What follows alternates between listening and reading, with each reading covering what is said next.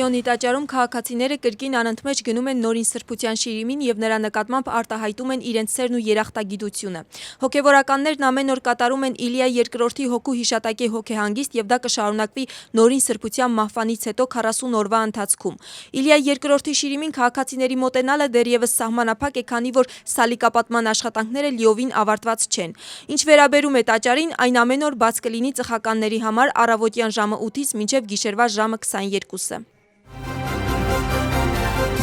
ԱՄՆ-ի պետվարչության Եվրոպայի եւ Եվրասիայի բյուրոյի ներկայացուցիչը շարունակում է այցը Վրաստան։ Պիտեր Անդրեոլիին հյուրընկալել է արտգործնախարար Մակա Պոջորիշվիլին։ Քննարկվել են տարածաշրջանում ընթացող գործընթացները։ Զրույցը վերաբերել է Վրաստանի եւ Ամերիկայի միջև համագործակցությանը։ Արտգործնախարարը եւս մեկ անգամ հաստատել է վրացական կողմի ցանկությունն ու պատրաստակամությունը վերագործարկել հարաբերությունները ԱՄՆ-ի հետ եւ թարմացնել ռազմավարական գործընկերությունը։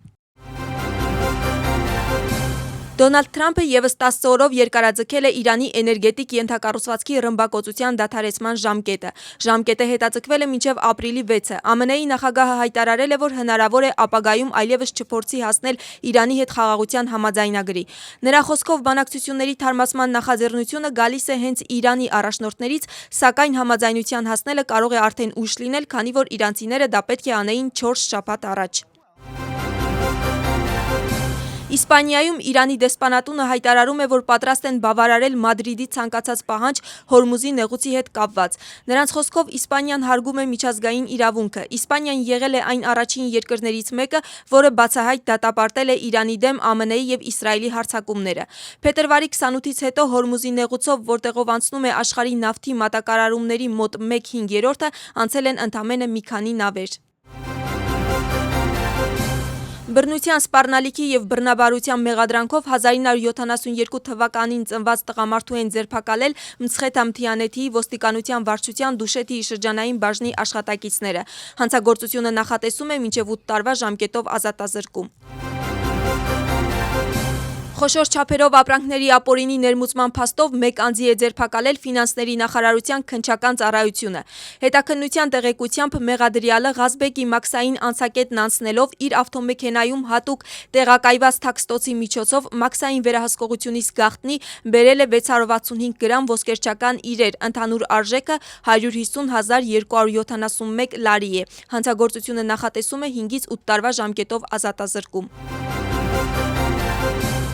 Ադրբեջանի նախագահը Բաքվում այցելել է Վրաստանի դեսպանատուն եւ ցավակցություն հայտնել երկրին կաթողիկոս պատրիարք Իլիա II մահվան կապակցությամբ։ Այս մասին սոցիալական ցանցում լուսանկարներ եւ հայտարարություն է տարածել անձամբ Իլհամ Ալիևը։ Ադրբեջանի նախագահի մամուլի ծառայության տեղեկացմամբ Ալիևը հանդիպել է Ադրբեջանում Վրաստանի դեսպան Զուրաբ Պատարաձեի հետ։ Նախագահ Իլհամ Ալիևը հայտնել է, որ համայն Վրաստանի կաթողիկոս պատրիարք Իլիա II իր կյանքն ու գործունեությունը նվիրել է բարի գործերին եւ միջկրոնական երկխոսության խթանմանը եւ ընդգծել է, որ նրա հիշատակը Ադրբեջանում միշտ հարգանքով կհիշեն։ Վրաստան-Իսրայել 2-2։ Թբիլիսիում երեկվա ընկերական խաղն ավարտվել է ոչ ոքի։ Թիմի կապիտանը Խվիչա Կվարացխելյանն էր։ Վրաստանի ազգային հավաքականը երկրորդ ընկերական խաղը կանցկացնի մարտի 29-ին։ Վիլի Սանյոլի թիմը Կաունասում կխաղա Լիտվայի դեմ։